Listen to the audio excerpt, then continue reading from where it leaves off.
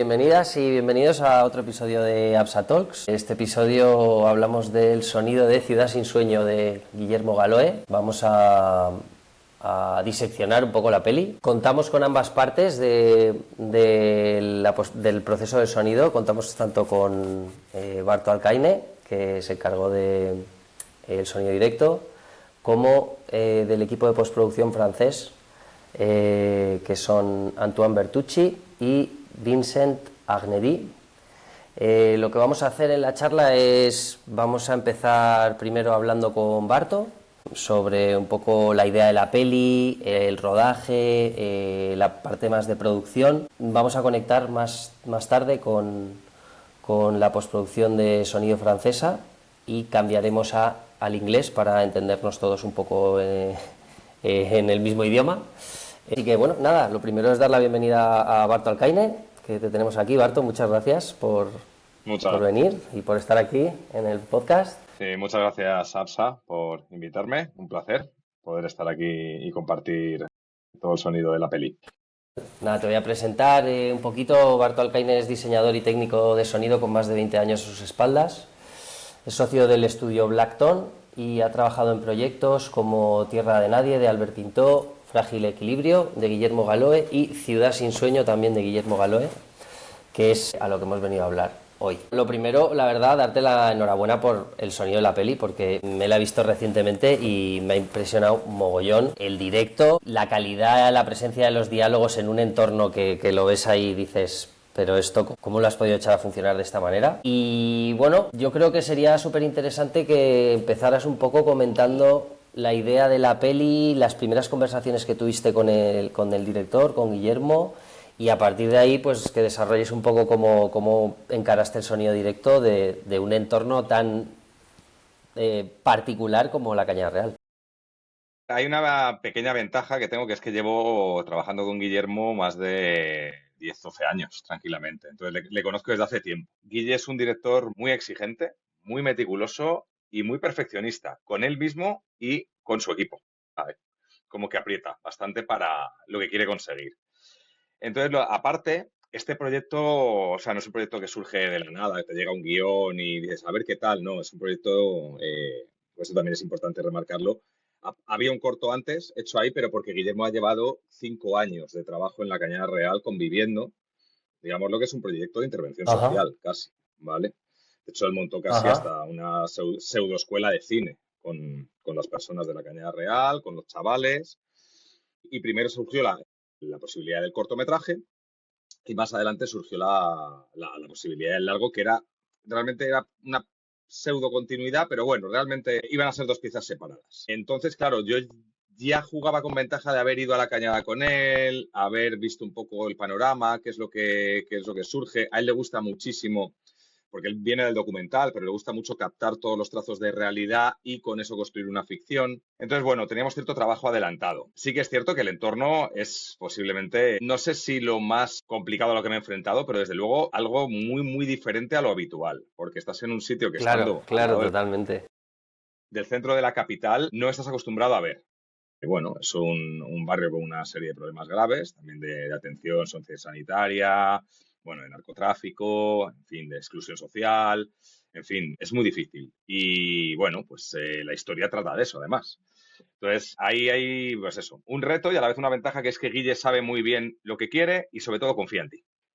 Entonces, yo desde el momento en que lo veo y veo los problemas que van a surgir, es que él es consciente de los problemas que hay, entonces ya te apoya desde el principio.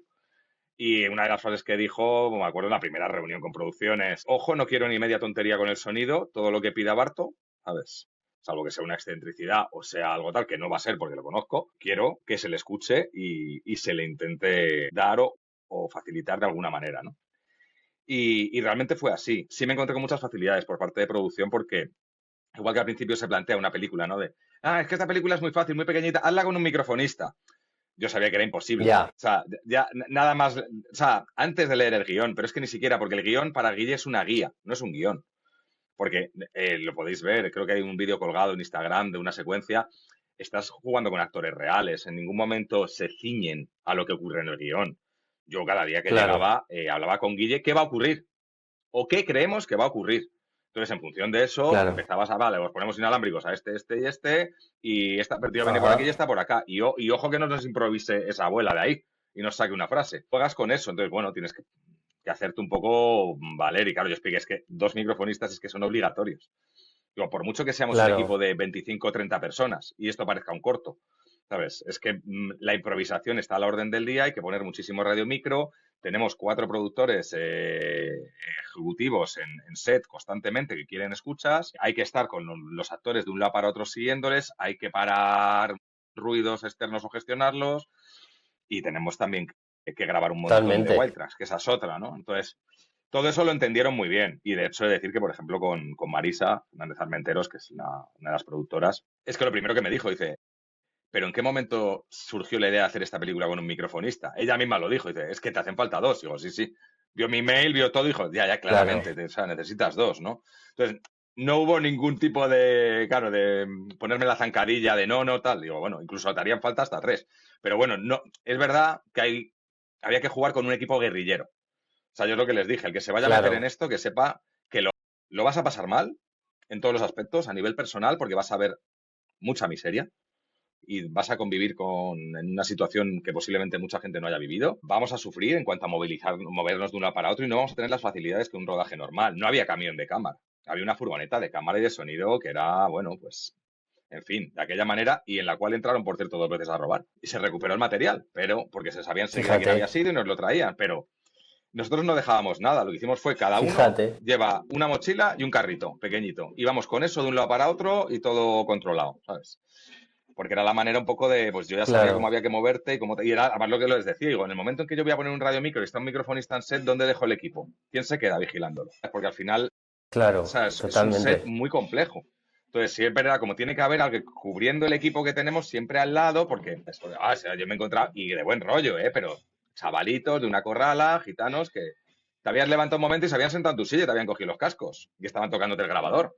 Ya, ¿Sabes? Y de buen claro. rollo te acercas, No, ¿te no, gusta? Venga, que te pongo un clip, lo escuchas, tal, ¿sabes? Pero, ¿sabes? Estás en un entorno que es muy claro, complicado gestionar eso y que no puedes venir con exigencias claro, de no sé qué, claro. ni pegando gritos porque la has cagado. ¿Sabes? Entonces, Claro, claro, bueno, no, un rodaje absolutamente atípico. sí, En un entorno más como de documental, de llegar tú allí, intentar tú acomodarte a ese escenario, no que ese escenario se acomode a tus exigencias, pero lo que comentabas, sin caer en la tendencia de decir, bueno, esto es un rodaje documental, esto es una persona con un grabador y una pértiga, porque, o sea, no. vamos, la peli la escuchas, es ultra coral, tiene unos encuadres y, bueno, ahora nos cuentas un poco cuántas cámaras llevabais y tal, pero tiene unos encuadres particulares y tal, que no se puede recoger con la pértiga de una manera muy fácil, con un entorno súper ruidoso, o sea que radiomicros eran absolutamente necesarios. Claro, o sea, esto con ni siquiera 2 personas lo podrías haber hecho prácticamente. Sí, no. O sea, hubiera sido morir casi. Sí, íbamos con 2 cámaras. Sí que es verdad que habitualmente jugaba una, pero bueno, había 2 cámaras. No recuerdo el modelo, pero bueno, posiblemente no me acuerdo cuál era, si era una Alexa o cuál era, pero bueno, era una cámara profesional al uso. Sí que es cierto que jugaban los móviles. Si habéis visto la película, sabréis que los móviles Sí, juegan mucho. Se eso grabó es, con iPhone eso 15 es otro Pro. melón que... Eso es un melón que luego comentaremos porque es súper interesante y me Claro, encantaría que contaras un poco a nivel técnico cómo lo planteasteis, porque da la sensación de que es una cosa muy privada, de que los chavales se cogían los móviles y se iban un poco a su rollo, o sea que bueno, ahora sí, nos eso contarás. es. Eso es, a ver, era un rodaje, a ver, yo, porque he trabajado con Guille y he rodado por él por medio mundo y sé cómo es y él es, como decimos nosotros, somos junkies de grabar, ¿vale? Él coge una cámara y no para de grabar, o sea, es todo el tiempo. Yo al final con el grabador de ambientes, por ejemplo, hago lo mismo, ¿no? Y entonces él puede surgir en cualquier momento, veo a los chavales que están con la galga haciendo no sé qué y digo, ahora, graba esto. Y esta situación la quiero, ¿no? Y a lo mejor la coge para la peli. O una conversación que surgió entre 4 de los junkies que hay una parte que aparece, ¿no? De repente quiere ese atisbo de realidad y nos quedamos 45 minutos grabando a los yonkis para sacar esa parte para la peli, ¿no? Porque hay una parte de realidad que se puede incorporar en la ficción de lo que fueron sus vidas, cómo han acabado ahí y cómo están viviendo ahora mismo, ¿no? Entonces, esto es constante, ¿no? Hay como un grado de improvisación brutal. Los móviles juegan porque los niños la realidad de la cañada la trastocan y la transforman a través del móvil. ellos empiezan a grabar con el móvil y tocan esos colores y todo, ¿no? Entonces ellos jugaban y tenían un poco esa libertad para grabar con el móvil, que a veces era Guillermo o Rui Posas, el operador, el que operaba el móvil, pero muchas veces eran ellos mismos, porque ellos mismos tenían que salir, o ellos mismos se grababan, ¿no? Entonces giraban y tal. ¿Qué ocurre aquí? Como he dicho, Guille es un auténtico terremoto con las cámaras, entonces no solamente el rodaje era de lunes a viernes, sino que los sábados y los domingos durante el rodaje, y he de decir que antes y después del rodaje, Guillermo estuvo yendo a la Cañada a grabar con ellos. Y grabó con ellos un montón de secuencias donde tiene la libertad, entre comillas, de improvisar con ellos y de jugar con... Pues es que, claro, en la Cañada tú ves cosas, sé que es muy fuerte, pero ves a chavales de 3 4 años con minimotos o con quads y ves a chavales de 8 años fumando. O subiéndose en lugares que ahora mismo nos llevaríamos las manos a la cabeza, ¿no? Como un coche desvencijado y oxidado y haciendo el cabra. Cosas que a lo mejor Claro. en los 80 eran más normales y hacías, pero ahora mismo son relativamente peligrosas. Y encima en un rodaje más, porque tuvimos una secuencia con un montón de motos. Joder, que es que ya por riesgos laborales es un peligro, porque estaban motos rodeando a la Total. cámara, moviéndose de un lado para otro. Entonces es muy complicado. Y es lo que decía Guille, dice, al final estamos rodando posiblemente en el barrio más punky de Europa. Posiblemente, o sea, donde es una ciudad sin ley casi, en muchos aspectos, ¿no? Entonces, claro, si quieres Ajá. reflejar eso, tienes que jugar un poco entre lo que te permite la ley actual de hacer en un rodaje y lo que ocurre realmente, que es que, por ejemplo, si alguien no ha Ajá. visto la película, perdón por el spoiler, pero en la secuencia final tenemos a una niña de 7 años con un quad a toda velocidad detrás de una furgoneta que casi se estampa contra un coche. Entonces, es que eso es la realidad de la cañada real. Entonces, claro, tienes que estar un poco Totalmente. parado para coger todo eso. ¿Qué hicimos un poco en la preparación? Pues yo lo que dije, al final el ruido es parte del entorno, es un protagonista más en la cañada y hay que grabarlo y llevárnoslo. Entonces, cuando el Boom 2 no jugaba, siempre estaba grabando en bucle y si no estaba el Boom 2, había otro Boom 3 o un grabador de ambientes, un ambisónico que tenía yo grabando habitualmente todo lo que ocurría. Porque nos podían desde pasar motos estruendosas a griterío de al lado, a que me dijeran que al día siguiente en la cuadra, en la casa de al lado, en la parcela de al lado, iba a haber una fiesta que no lo podíamos parar, ¿vale? Porque habitualmente no puedes parar casi nada, salvo que Claro. haya dinero de por Claro. medio o se contemple algún tipo de negociación. Incluso nos Claro. encontramos con una pelea a grito pelado, que yo llevo un momento pensaba que se mataban, una discusión entre una abuela y una suegra y una yerna, que se estaban pegando gritos como locas al lado del set. Y una movida familiar que Claro. flipas. Y yo dejé un micro grabando. Claro. Dije, bueno, la cojo la discusión de fondo por si hay que integrarla dentro de la secuencia. Porque me miraba Marisa y me decía, Claro. ¿qué Claro. hacemos? Y digo, ¿qué vamos a hacer? Digo, pues rodar, rueda, y esto es lo que ocurre en la cañada, ¿no? Pues aquí hay una pelea al lado. Pues la pelea que se meta dentro de tal. Pues bueno, Claro. y hay veces que Claro. Guille era muy listo y a veces sacaba lo que quería sacar, ¿no? De, vamos a grabar a esta secuencia aquí fuera y encima tenemos a las motos tal, pues grabemos pasadas de las motos, las tenemos las motos o lo que está ocurriendo ahí, que hay unos yonkis discutiendo y nos metemos en la secuencia y por lo menos eso de fondo que va a estar, pues lo tenemos ya, ¿no? Claro. Pero bueno, es Claro. un Claro. poco el juego. O sea, un poco, enfoque entiendo que tenías un poco de directo, era un microfonista todo el rato pendiente de las cámaras, otro microfonista con radiomicros, que supongo que sería una cosa como de quitar, poner mientras rodáis, ir a quitar uno, ir a poner el siguiente, ahora de repente te dicen, oye, mira que al final esta persona va a entrar, ponle a este también. Y luego tú, aparte, mezclando y distribuyendo la señal y todo, y grabando ambientes prácticamente todo el rato para tener un récord de toda esa Eso es. imprevisibilidad. Eso es. Más o menos era un poco eso. Es verdad que fuimos un poco el pack de equipo. Era una bolsa, una horca con creo que en este caso llevé un 688, me parecía muy versátil, muy rápido para moverte, y en la bolsa mezclando directamente, sin nada más. Y llevamos un rack, decidimos llevar los audio limited por llevar los boom inalámbricos, porque muchas veces el primer microfonista, Isma, a veces tenía que irse y grabar corriendo, porque de repente la cámara uno se iba no sé dónde, y digo, vete con ellos, grábate esto, que me quedo yo con el 2 y me voy a grabar con los móviles con los chicos o lo que sea, u otra cosa, ¿no? Claro, Entonces los dos boom iban inalámbricos grabando todo el tiempo por si ocurría algo, ¿vale? Y claro. luego llevamos realmente, creo que llegué a llevar máximo 8 radios, ¿vale? Pero no más, vamos, de hecho lo normal era llevar 6. porque es que íbamos con el equipo muy justito, tampoco podíamos estar con mucho equipo, ya te digo, que iba yo con una mochila, con el carrito, con la bolsa y con un par de cositas más, y los Claro, microfonistas igual. Uno llevaba los micros de pértiga y otro llevaba los radios y las escuchas. Y claro, era todo el tiempo uno para otro claro. así, los que nos pedían y quitaban, y porque además surgía de repente, ¿no? Guille te llegaba, tío, este tipo que va a intervenir ahora, al final ponle un radio. Y yo valoraba de, oye, no tenemos, o si tenemos, ponle uno más, cámbiaselo a este otro que no ha jugado al final, porque el que decían que iba a hablar se ha quedado callado toda la secuencia y no ha dicho ningún. Es verdad que Totalmente, luego totalmente, sí. ensayábamos y al final Guille conseguía en el ensayo o en la primera o segunda toma lo que quería y ya en la siguiente decías, vale, ya sabemos lo que va a ocurrir. Venga, ahora ya lo tenemos claro, ¿no? Y decir que bueno, que estaba Isma Cerro de primer microfonista, no sé si tú lo conoces, pero vamos, que es un número uno, porque la verdad que es... ¿Quiénes eran los miembros de tu equipo? En sonido directo teníamos a Isma Cerro de primer microfonista, Sergio García de segundo y luego Lin Chang, que ha sido el encargado de todos los ADRs y doblajes a posteriori, en la misma cañada real, ¿vale? Esos hemos sido un poco los tres de Ajá. directo, ¿vale? Que no sé si en algún momento tuvimos algún refuerzo, creo que no, ¿eh?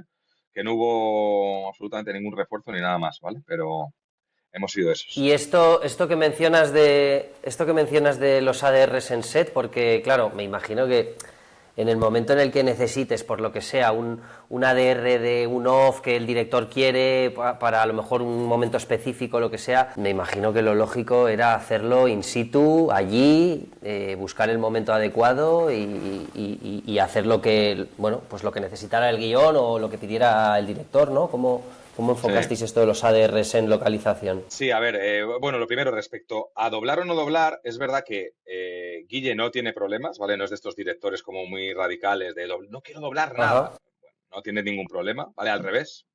Le gusta muchísimo jugar con un montón de voces en off y coger wild tracks y tal. Grabamos un montón de wild tracks, pero un montón de diálogos, me refiero a wild lines, ¿no? Que se suelen llamar. Además, él lo quería. De repente hay un cuento que cuenta una de las abuelitas del espacio común que tienen ellos y tal.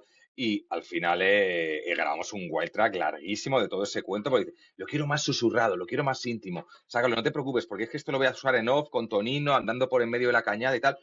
Y a lo mejor nos tiramos 10 Claro, minutos haciendo un wild track de diálogo y todo el equipo parado porque él quería sacarlo y quería... O de unos árabes, una conversación en árabe de unos marroquíes que estaban al lado de la mezquita, ¿no?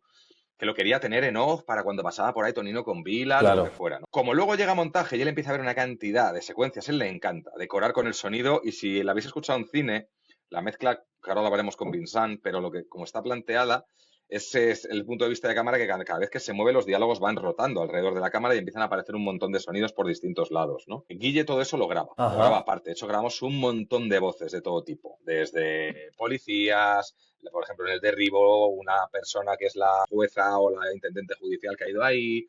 Entonces, Lynn lo que hizo fue montar un set de grabación en la propia cañada. Primero en un estudio de ahí, pero también hubo a veces que ir a alguna casa a grabar. ¿Por qué? Porque era mucho más fácil ir a estas personas a doblar ahí, y además iba a ser mucho más fácil por ellas que meterles en una pecera de un estudio profesional que se van a sentir incómodas, Claro, no van a conseguir sacar totalmente, en absoluto la intención que quiere Guille.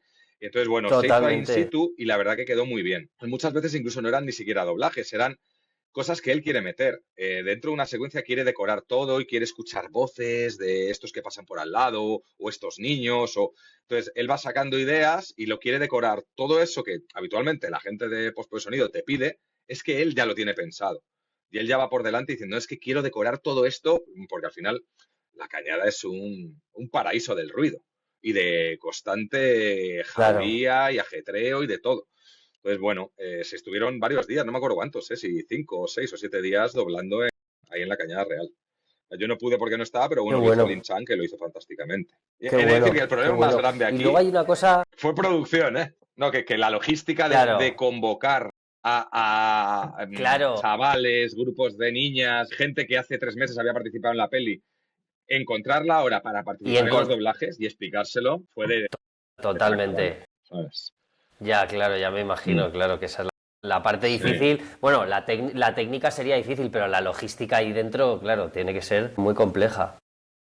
total. Hay una cosa de toda la parte de los móviles que te quería preguntar, porque sí que es verdad que cuando se pasa al formato este de los móviles y de los selfies y las grabaciones así, a nivel sonoro no hay un cambio muy radical, o sea, se mantiene una calidad muy buena, se mantiene una presencia de los diálogos súper buena todo el rato. Entonces, ¿eso cómo lo habéis hecho? O sea, cuando grababan con los móviles, ¿tú estabas presente Sí, grabando o pusiste un sí. dispositivo en el teléfono o cómo? Hicimos ambas cosas. ¿Por qué? Porque yo sé lo dado que es Guille a improvisar. Entonces yo, por ejemplo, desde el primer documental que hice con él, Frágil Equilibrio, ya me di cuenta que él, en la cámara que él opere, tiene que haber un micro, siempre. Y en la medida de lo posible, pues, si puede poner un 416 con un buen antiviento, mejor. Porque él la va a coger y va a improvisar. Y además, esto ocurre mucho en los documentales, ya lo sabéis, es aquí te pillo, aquí te mato. O sea, surge y es este momento y no hay otro. Entonces, si tú por lo que sea no estás preparado o no le has dado el rec o pues apaga y vámonos, ¿no? Entonces Guille al final eso lo quiere. ¿Qué hicimos? En los móviles metimos teníamos creo que no sé si uno o dos iPhone 15 de estos, les metimos el Sure MV88, que es un micro cardioide que funciona muy bien, que además te permite con una aplicación, si quieres, como tiene dos cápsulas, puedes ponerlo en estéreo y hacer ambientes, bueno, de todo. Si quieres que grabe por delante y por detrás, cosa que nos venía muy bien porque Tonino, que a veces operaba, Qué estaba bueno. hablando al micro y entonces está muy bien porque le cogía muy cerquita a él Claro, y habitualmente, pues bueno, funcionaba bien. Yo le puse un peluche, un ricote, lo adaptamos para que sonara lo mejor posible y no les jodiera el viento. Pero yo, si estábamos en horario de rodaje y en set, siempre grababa aparte. Y grababa bien y lo que intentábamos era meter una claqueta. Decía, oye, es un rodaje en el móvil, no teníamos el código, pues meter una claqueta, al uso de siempre, y vamos a salvarlo lo mejor posible con inalámbricos y con todo. ¿Qué ocurre? Que no te voy a exagerar, yo creo que más del 50-60% de las grabaciones con móviles las hizo Guille a su aire, solo con los chicos. Entonces nos claro, cubrimos con ese claro, micro sí se nota, claro. para que fuera lo mejor posible. Yo ya lo había probado porque en la cuarentena hicimos un par de series encerrados en casa y los actores se tuvieron que grabar y ya en su momento cada uno tenía un móvil y les tuvimos que mandar un micro a cada uno y configurarlo con ellos y bueno, son los micros que utilizan los youtubers y influencers y tal cuando se graban por ahí, que es lo más decente posible. Evidentemente, a 2 metros, pues no te va a coger un diálogo bien, pero bueno, es lo más decente posible para poder sacarle luego el juego. Creo que Vincent y Antoine sí que jugaron con la manipulación, con ese sonido de manipulación de móvil, pero respetando la calidad del diálogo, para que el diálogo estuviera lo más nítido posible. Porque decir que ahí hay otra cosita que me gustaría comentar, que claro, yo lo primero que planteé es esto que hemos hablado, el entorno es muy hostil con el sonido. En general es muy hostil, con muchos más departamentos, pero con el sonido bastante. Y tenemos actores que no son actores de formación, sino que, como se dice ahora, actores naturales, ¿no? Chavales que viven ahí, hay gente que vive ahí, que nunca se ha puesto habitualmente delante de una cámara, que a veces no vocaliza bien y no tiene una expresión oral quizá muy definida ni trabajada de cara a cine y que encima habla con slang y a veces en otro idioma que puede ser caló o árabe o con palabras que se inventan. Y claro, yo se lo dije Totalmente, sí, nos es lo dije a cierto. producción desde el principio. Yo no tengo ningún problema porque esto lo he hecho en varios proyectos que tienen estos handicaps y se lo dije, digo, plantearos subtitular toda la película. Porque es que al final esta peli Hmm. a lo mejor Sí, ya no te digo por slang, es que no vas a entender muchas palabras que dicen, ni cómo lo dicen, ni qué quieren decir. Entonces, o sea, yo la vi con subtítulos, pero por el slang. O sea, porque el diálogo está claro, muy guay, pero sí. claro, hablan a una velocidad, con un slang, con unas que te ayuda un poco a seguir un poco las conversaciones, porque sí, pues eso, es slang. Sí, luego que hay una cosa, que esto lo diré como anécdota acerca de la decisión de subtítulos sí o subtítulos no. A mí me pasó en otro documental con un chico de Almería que encima tenía una traqueotomía, que hablaba muy mal, con un acento muy malo y tal, y se había grabado muy mal. El sonido directo se grabó con, bueno, una cámara de vídeo y tal. Y me acuerdo que en su momento lo comentamos, pero subtitulas, ¿o no? Digo, sí, claro que sí, subtitulas, no va a haber ningún problema. Digo, la gente habitualmente que va a ver esta, no va a tener ningún problema en leer los subtítulos, nadie se va a quejar. La prueba es que en el cine, en el estreno, mogollón de gente salió y dijo, joder, qué bien se entiende al chaval, suena perfecto que te cae. Digo, no, lo que pasa es que tiene subtítulos y lo estás leyendo y no te has dado ni cuenta. Pero joder, es que a veces hay que hacerlo, ¿sabes? Porque es verdad que es una mierda esto de girarte y decir, ¿qué ha dicho? No me he enterado. Pues ha salido de la peli. Y esto que Sí, encima se nos totalmente. acusa mucho al cine español de que, bueno, en general a todos los cines, ¿no? Pero sobre todo al cine español porque es el que tiene sonido directo y encima a la gente le cuesta a veces en plataformas entenderlo y tal. Dice, no, es que no se entiende. Digo, no es que no se entiende. Digo, hay una serie de problemas, muchos, ¿sabes? Pero es que a veces o no entiendes lo que quiere decir, o han usado slang, o bueno, sí, que a veces no vocalizan bien, es verdad. O a veces hay un problema de mezcla o de la plataforma de compresiones que no se sabe, ¿no? Pero yo esto se lo planteé porque dije, os van, Claro. digo, es que si no, y además estaba la sensibilidad, ¿eh? De, joder, es que a lo mejor puede haber un poco de sensibilidad y tal. Digo, ya, ya. Digo, pero yo lo subtitularía todo. y ya está, y te olvidas. No subtitules solo lo que dice Ya. esta persona o lo que dicen cuando hablan en caló, ¿sabes? Subtitúlalo todo y ya está, ¿sabes? Y da la opción de que la Ya. gente la vea con el subtítulo, ¿no? Pero bueno. Sí, yo he de decir que, vamos, a mí personalmente me ha funcionado muy bien, porque te ayuda mucho más a meterte en la Sí, historia, a no perderte las relaciones que van ocurriendo y tal, porque si no al principio te quedarías un poco, hasta que se te haga el oído a todo, igual ha pasado media peli, ¿sabes? Hasta que ya tu oído sí, se, totalmente. se ha Sí. moldado al ritmo, al acento, al slang, a las palabras.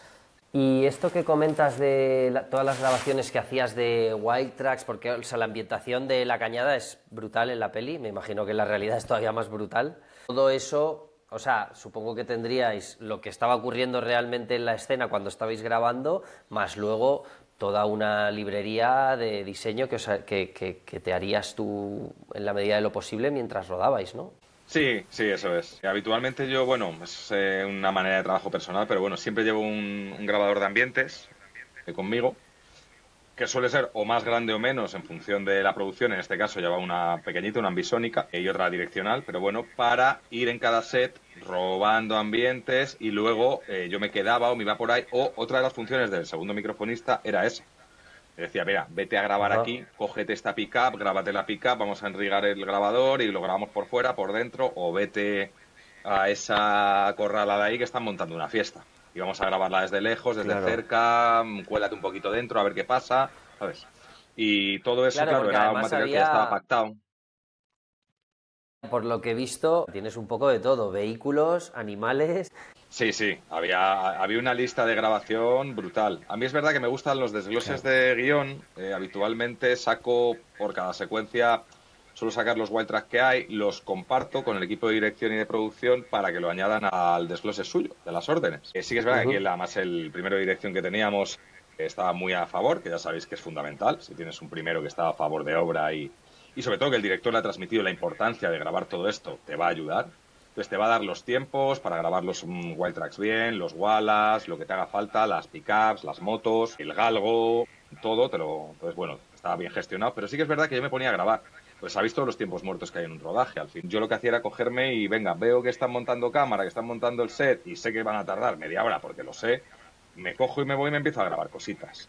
Y veo que están unas abuelas con la olla preparando no sé qué, me acerco y dejo un grabador ahí cerquita, porque sé que Guille quiere eso.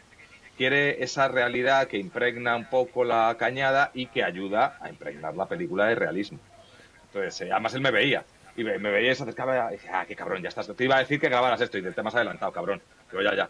Digo, ya es que te conozco y sé lo que quieres. Entonces, no sé cuántos fueron, pero debieron ser 80, 90 wild tracks durante el rodaje, que fueron 5 semanas o 6, tranquilamente. Grabando a mi bola, me refiero, de ambientes a mi aire, ¿no? O que a veces te decía, Guille, tío, vete y graba esto.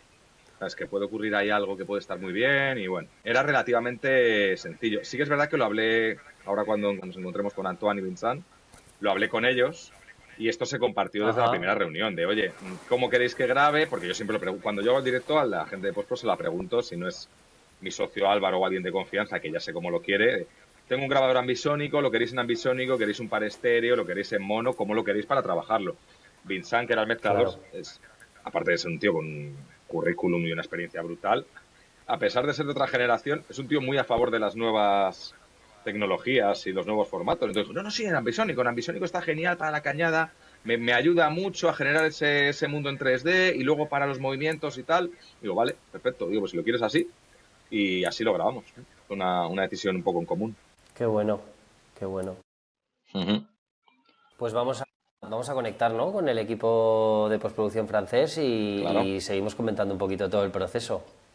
So now we are joined by the French post-production team of the film. We want to say thank you so much for joining the APSA podcast to Antoine and Vincent.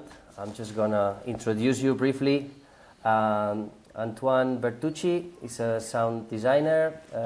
He's working on projects like Dia, Reset, and Ciudad sin sueño. And Vincent Arnardi is a re-recording mixer. He has worked in many projects that we all know that we're not gonna name all of them, but just to name a few: Delicatessen, Amélie, for which he won a nomination in the Oscars, and Ciudad sin sueño. And so thank you very much for joining, Antoine and Vincent. Thanks to you. Too. It's a pleasure. It's a pleasure, yes, to participate and to exchange. Thank you. Yes, likewise. And well, Barto and I, we were just talking about the wild tracks that he recorded during production, and he said that there was a prior communication between him and you guys about what would you need for the construction of La Cañada, no? Which is such a unique sound place, and Barto was also mentioning the formats that he worked on ambisonic. So Barto, if you just want to say something about how the communication started between you guys, and you just take it further to the whole post-production process, because there's really interesting things to mention about the use of the fonts. We discussed a little bit about it, but there's the construction of the sound around the font shots and many things, that I would like to know more about. So, Barto, if you want to just start the conversation. We were talking about that these first meetings we had in a few weeks before the shooting, and we talk about all the ambiances and wild tracks and effects we need to record. And I proposed the ambisonic, and you bought it, and you say, okay, it's nice, it will be great. And also the booms, when we are able to make with the booms in the shed, and that we record a lot of stuff, but also it was not enough, because Guillermo wants more and more always, no? And that we have to ADR a lot of voices and a lot of ambience and a lot of things, because it's incredible, because I record a lot of wild tracks, but I think the other conversation we have after the shooting with you, Antoine, was, hey, we need more. We need more things. And it is crazy, because I think it's one of the things that I have recorded more wild tracks in my life. But it's a bit crazy, but it's a pleasure to have all that material for you, and then check what else we need, because Guillermo called me in the post-production, we need these voices and these other voices, and we have to record in Cañada again, or how do you work with all these wild tracks, with all the ADRs, and how was the ambisonic ambience it works to you? Was useful or not? Or first of all, I remember this conversation we had just before the starting of the shooting. I was a bit skeptical with ambisonic at first, I remember, but it was a gift actually to have the sounds, mostly during the car scenes at the beginning, and all the car scenes. It was really really good material, because as the sound of the film is really immersive, and the idea is for the spectator to feel what it's like to be in La Cañada. So the ambisonic was a really good way to enter this world. Then for the wild track recording, Guillermo also brings by himself some material. It was crazy. We spent like hours listening to sound that he has recorded, but everything has been used at the end, which was crazy, because Guillermo needed really specific sound. For example, for the sequence in the bar, there is a lot of people, and you did record a walla, but he was really scared that we can hear some Castellano, and not only Ritanos people speaking, etc. So we were really careful about what we can put in the walla and stuff. So it was like all the film, there is not a sound that is put there randomly. So all these wild tracks recording at this material was listened to, and then edited, and then put in the film. So then that was Vincent's problem, to add like this enormous session with plenty of sounds. Yes, confirm. 600 track. The challenge of this movie is to recreate the particular atmosphere of La Cañada. And Guillermo, the challenge with Guillermo, and to have many information on the same time, all the time. And we try to adjust different things in the spatialization, with the dialogue, with the FX, with different material, for obtain a good comprehension of the situation and of the dialogue. This is the big challenge of this movie. And the second challenge, and to redo all the time the different things, because Guillermo, it's perpetual change. And at the beginning of the movie, I would like to give a gift for him to mix in home atmos. And I prepare the session in atmos because your work, Barto, and your work, Antoine, it's for me very interesting, super clean. And after 1 week, I said to Antoine, we stop the atmos. It's not possible because all the time the movie change and the sound change and the material arrive. Typically, for example, the ADR. If I remember, I have 770 track just for ADR. Yeah, Wow. there was a lot of idea. Yes. Because there was the idea of as there is many characters in the film, and in every sequences, even like dialogue ones. I think the sequence when Chule and Sulami are speaking about the fact that Sulami wants to leave. There is the children, there is the great children, etc. And everybody is speaking at the same time. So everyone needs to find a place between the dialogue, during the dialogue, etc. And even if those dialogue, like backstories, are not understandable, they are really important because it gives this feeling that there is no silence in La Cañada. Right. There is no right of silence, and it's almost political, And so that's why we had this lot of ADR track, and there is also the other characters that even we don't see them in the sequence, they exist in sound. With your work, Barto and Vincent, after took all those sources and put it in a way that we can listen to everything. So big challenge. Yes, I confirm. And typically on this movie, it's important to transmit for the young people to come on the cinema if they want, to work on cinema. It's important to say only one thing: putting a military organization. Because if you don't have a big organization, you are dead after 1 week. Typically on the type of movie. It's very important to understand that. After, the director is a boss. He wants that.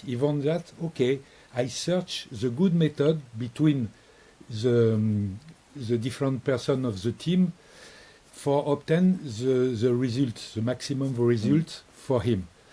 And typically, I said another thing, it's important to have a solid collaboration together. Because I imagine the problem of Barto during the shooting. He's totally crazy. The universe of this place is totally crazy.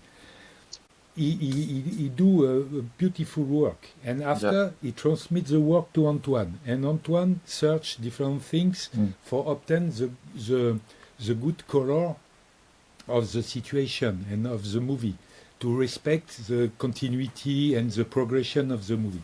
And after I arrive, and I search to understand what the good direction, the good way, and for we have another problem also. On the tip of this movie, we have a problem of money. We don't have big money and we don't have time. And just for your information, Antoine, you don't imagine the hour of day to work. And me, the deal with the producer is just 2 weeks. 2 weeks for the mix. It's impossible. It's impossible. And the producer, it's okay. It's a good producer, but he don't have money. He don't have many way for. And I said, okay. We with Antoine in communication in Antoine, but I worked before to Guillermo come on the stage with me. I worked 6 weeks before, 6, to anticipate different things. And you imagine during the process, you work, and the picture change, the direction change. Okay, we readapting the things. But it's a challenge, and it's a pleasure also, because the movie, for me, it's ovni. It's totally crazy. And I like to receive, at my age, I like to receive a big surprise, and to discover a new generation, a new sensation, and it's very, very interesting. And thank you for Antoine and Barto also to have a good feedback. And Barto said, I listen the movie, it finished, and it's incredible for me to discover that, and it's a good compliment, because he know the start and he listens the final, and it's a good compliment. And this is what I continue to work, because it's a passion. And when I have a connection with a young generation of the type of movie, for me it's a big pleasure. It's my Oscar. It's my Oscar to have that all the time. And Yeah, one that's question great. I have is, excuse me, Juan. Go, Barto. No, go. No, that one of the decisions I love in the mix and in the sound design is the move of the sounds around the screen and around the camera.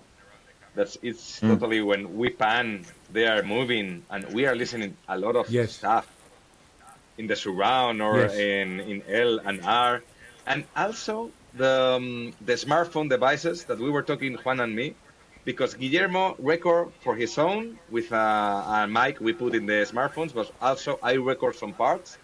And it's incredible how the lo-fi textures of the smartphones are integrated in the film, and that the dialogue is really clean and we listen, but it's also that manipulation of the smartphone too. And how do you use this challenge, or how do you do this? Was Guillermo's ideas, both, or how do you work that? For the sound editing part, actually, first of all, I knew the challenge of working with Guillermo, leaving the set for the weekend with his actors and shooting by himself. So when I see the first time the movie, I was like, okay, it sounds like an iPhone. That's it.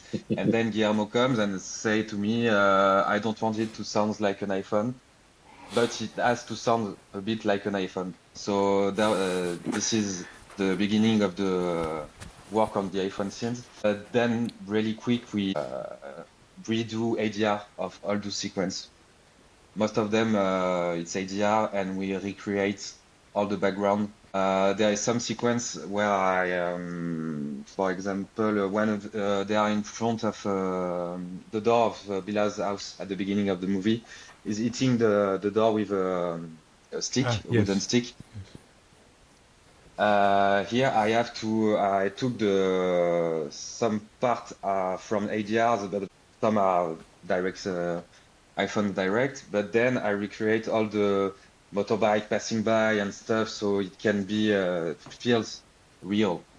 And then the magic, it was about realness and credibility for the sound editing mostly, with Foley and stuff, and recreate something that you can see and figure out, okay, it's iPhone, but you are not like it's credible.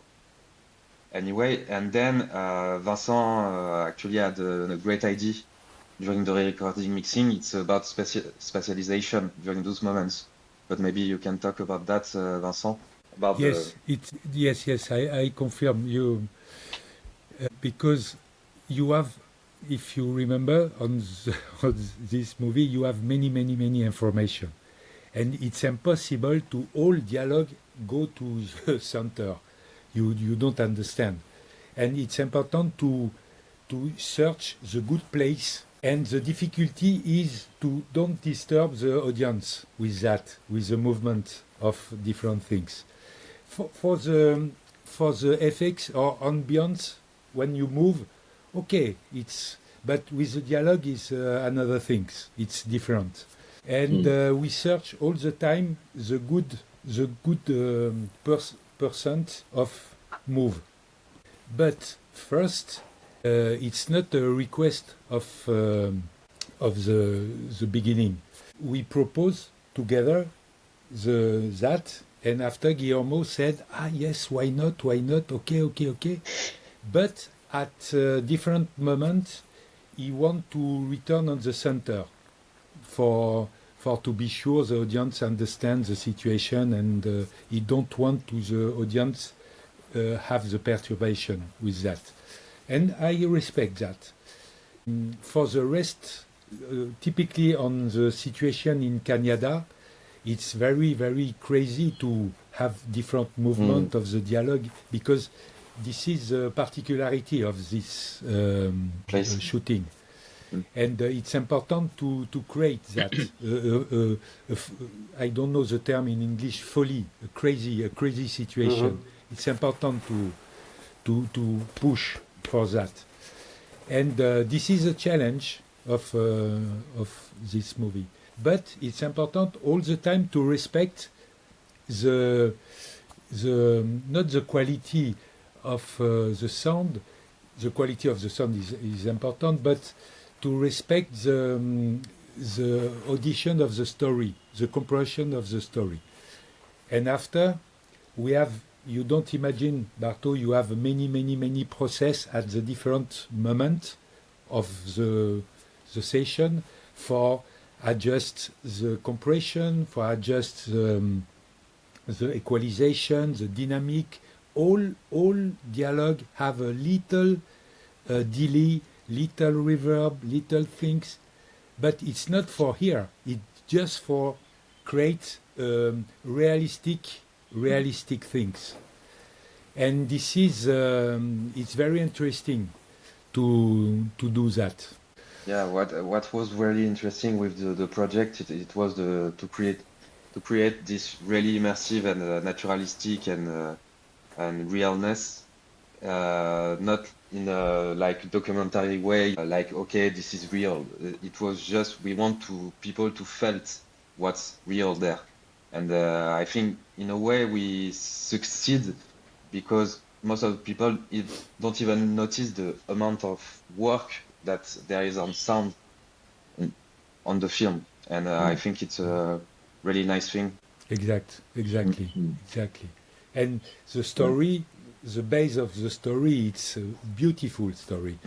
It's a story for the young generation, for the dream of the new generation. It's for me, it's a positive transmission for the next generation. And I like also Guillermo.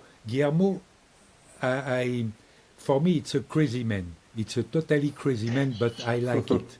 I like these guys because it's obsessional guys, but I like because Antoine and me, we are the same, and I suppose Barto also. But the chief is Guillermo. But the result, it's a beautiful movie. It's a beautiful movie. Yes, of course, of course. And one question I want to know, it's particular, but two scenes, that is the excavator scene. How do you work it? Mm.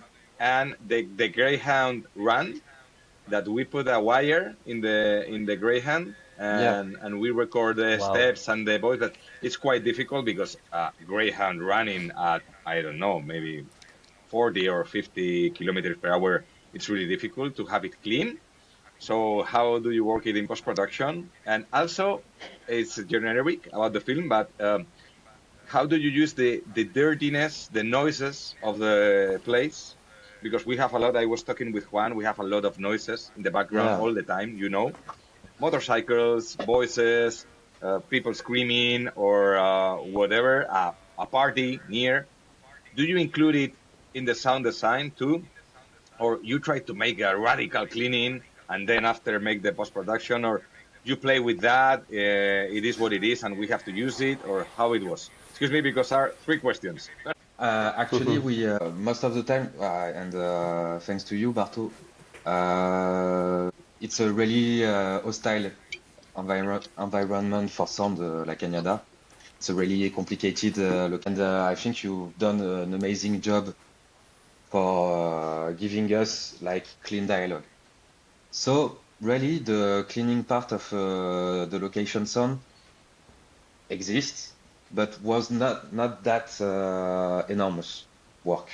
But most of the time, the way we worked was like, okay, we stick to the location sound and we add things.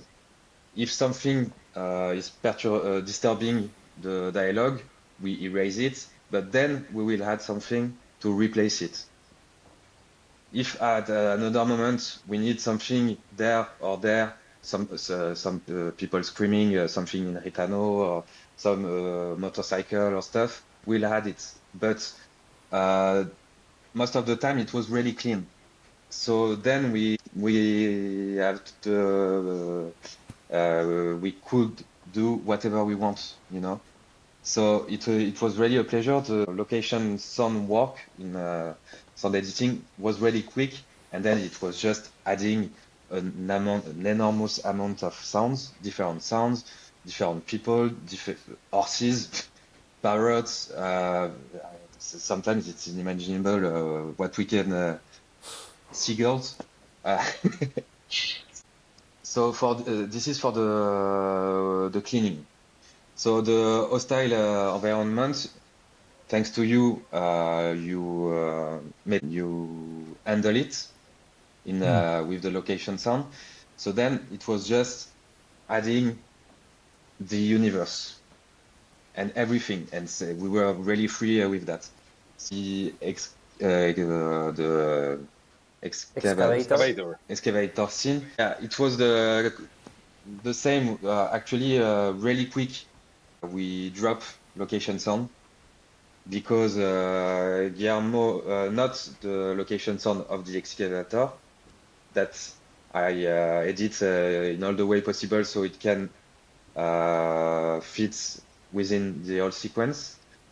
Then I add other layers of excavator sounds, other layers of debris and stuff, and other punch through the walls and stuff. So the first time Guillermo saw this sequence in sound editing, he was like, okay, it's Jurassic Park. He called it Jurassic Park because it was really too big.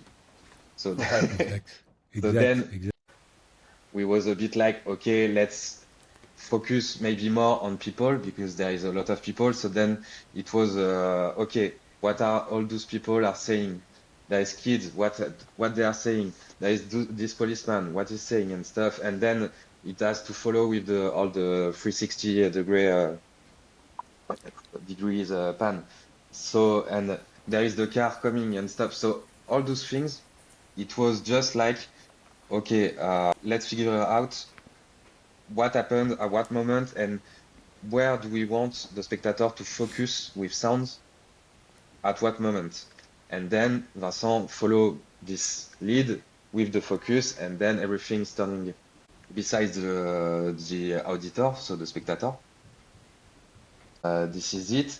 And then for the last question about the dog, it's all it's a story about the movie, because at the beginning, the first time I saw the movie, I was like, okay, this dog sounds at the beginning is crazy. I want it everywhere in the movie. This wireless that you recorded, it was extraordinary, really. But the problem is we had this moment, and then there is not Atomica is not running during all the movie, so we had to make the dog live. So one of the challenge of the movie was make the dogs alive through all the sequences. That's another story. But for this part, I remember at moments, because I really like this sound, but it was a bit noisy, you know. But I really liked it because it was really rough, you know. But so at one moment, Guillermo was a bit like, yeah, maybe it's too rough, maybe let's try something else. So I edited something with dog breathing that fits exactly in the same rhythm than the one you recorded. And the steps and everything was, we put other layers with Foley. Mhm. And at the end, I don't remember what you have chosen between the location sounds or the other breathing of the dog, or was it a mix of everything? I don't actually remember. I just remember the process. Yes, no, I confirm the progression of the preparation and the different things. And after, when you mix, you have another sensation, another balance, another harmony. And the beginning of the movie is very difficult because you have many information concerning the story, and it's important to the audience imagine what is the Canada, what is the atmosphere on the Canada. And typically the sequence with the machine to destroy the building at the beginning, after the dog, it's very important moment for to understand the situation, why the Canada have the problem, and the particularity of this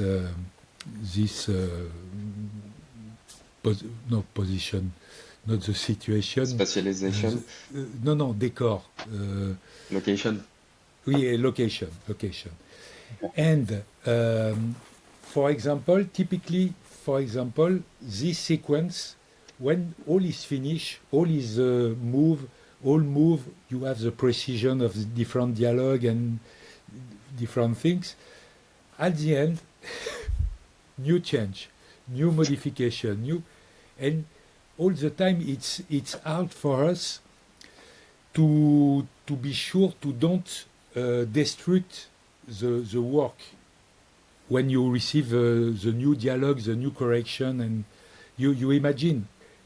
This is a challenge of this movie. All the time, Antoine receive modification, me also. My preoccupation, it's all the time, okay. It's important to preserve the mix, the atmosphere, the move. And when you have a 600 track, you imagine the problem. But it's okay. It's okay. But it's during for return at your question, during the process, it's important to preserve the original dialogue all the time, because this is the base. It's the base, and this is the reality of it. You imagine to redo all in ADR, you lose completely the different situation and the different things.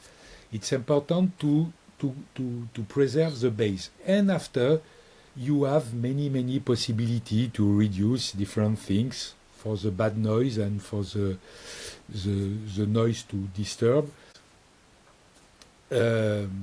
Step by step, we search the good equilibrium, the good harmony, for to listen correctly, for understand, to have a comfort on dialogue, and when you have a comfort on dialogue, you accept all.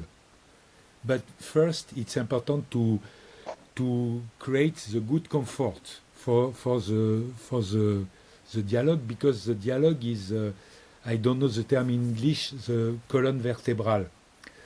This is the challenge of the movie. But in generally, you confirm, Antoine, but in generally, the dialogue, the record of the dialogue is nice. You have the good texture, all is perfect. After, it's the work of Antoine and me to search the good position, the good equalization, the good... but if the bass is okay, you have the possibility to do that. If the bass is not okay, you have not magician. But there was sequence like the one of when the Sulami and the father of Tony, they are all eating with the kids. This kind of sequence must have been really hard for you, Barto, to record, because there is a lot of characters, a lot of point of view. I don't know if there was one or two cameras, but those sequences, even if we work after on the dialogue editing and stuff and the backstories, it was a really good job to succeed to have everything in place. And I confirm. Yeah. Yes. Yeah, but that's we talked Juan and me before. It's also a work of Guillermo, because it's a lot of improvisation. Yeah. We don't know what we are going to record every day. Okay, we have a cue sheet of we have these things to record, but it's going to be something that we don't know what's going to happen. So Guillermo marked this actor, this actress, this kid, this other kid, and this grandmother is going to talk. And if something changes, he gave me the time to make the changes and put another wire or whatever, because it's like we have to all have the people with wires that is going to talk. And the work of the wires, I think it works really nice, are really clean, and we can make the adjustments, and we have two booms all the time we can, and so there was two cameras, but also the DOP reposes. It's a really good guy with the camera, but it's really good with the other departments. And he is always looking at me. You can do it. Are you happy with that? We can work together. And yes, okay. So when you have department that is concerning about sound, and they are worrying about you too and your director, it's quite easier, I think. So it's difficult with the location, because it's really difficult, and with the people we have one of the junkies that go away with the wire. and I say, I don't have a wire. I don't have the signal. Where it is? And he go to take some stuff for him. Okay. He will come back in some moment. Okay. He came back. I think 1 hour later. But it's like crazy. Like, oh mama, 2,000 euros with him here, and he go away. But it's like you have to trust that it's going to be fixed. And okay, no, don't worry. So I think it's what I always say. If you have your director, your first AD, and your DOP are with you, it's a lot of work done. I thought with Juan we were angry in some moments in the shooting, because if I don't have a little information, all was like, oh mama, why? I take a look at the right and say, Guillermo is shooting there, 100 meters away. One scene with the camera, he's shooting with Tonino, and fuck, I go running with the bag. Guille, let me know that you're going to shoot that. Don't worry, it's only a leave, shoot, he looking. I know that the sound is not important here, don't worry. Yes, I confirm. But this is why we love Guillermo. He know what is important to fix different things and all the time, and to change, and because the result after it's okay. It's complicated. It's so complicated for us to run all the time, but and also for you, Barto. Generally, I try to go to the shooting during my different movie, And all the time I said the same things, it's not for me. I prefer my comfort on the room and have the possibility to put undo, redo. You don't have that. It's impossible. Thank you again, and thank you also for the ambisonic sound, because for me the ambisonic sound, it's a good compromise between just stereo and a big record on with a tree with different things, and it's, for me it's too complicated.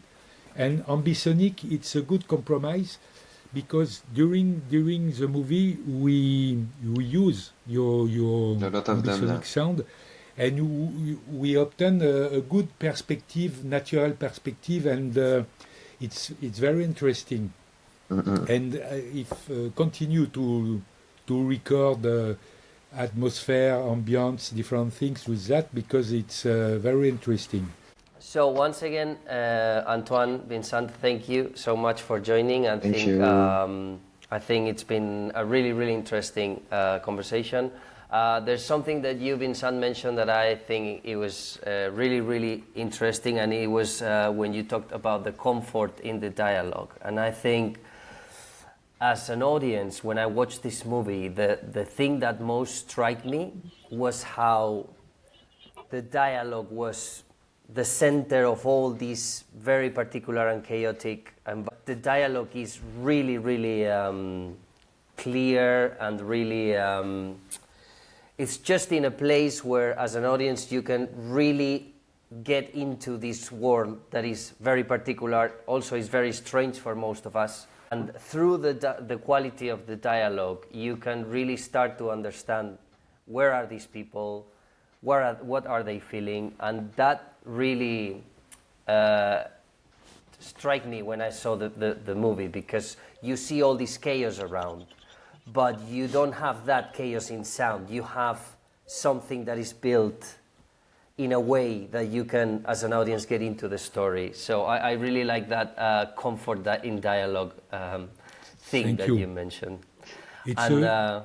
Yes, go. No, it's, excuse me, it's a very nice compliment, because this is my education from the beginning. I when I was young on this work, I received a big gift from my teacher. My teacher is a mixer, re-recording mixer also, and I received during 10 years many gifts, and all the time he said dialogue, and I confirm after many time, because I am a grandfather now, I confirm it's very important for the audience, and after you create all you want. Yes, because in this project, it'll be maybe easy to think that, no, it's going to be the chaos, that the thing that is going to bring the reality. But as you guys mentioned, Antoine and Vincent, there's so much work, controlled work, put to build all this reality in a beautiful and storytelling way. So congratulations for your work. Thank you so much again for joining the podcast. Thank you. We're open Thank you to too. future collaborations. Of course, with pleasure. Thank you, and I'm just going to switch to Spanish to wrap up this. Bueno, pues este ha sido el podcast, el APSA Talks de Ciudad sin Sueño. Agradecemos de nuevo. Muchas gracias, Barto, Antoine, Vincent, por participar, y nos vemos en otro episodio. Muchas gracias. Venga, gracias. Hasta luego. Bye bye. Gracias. Bye Muchas bye. gracias. Thank you.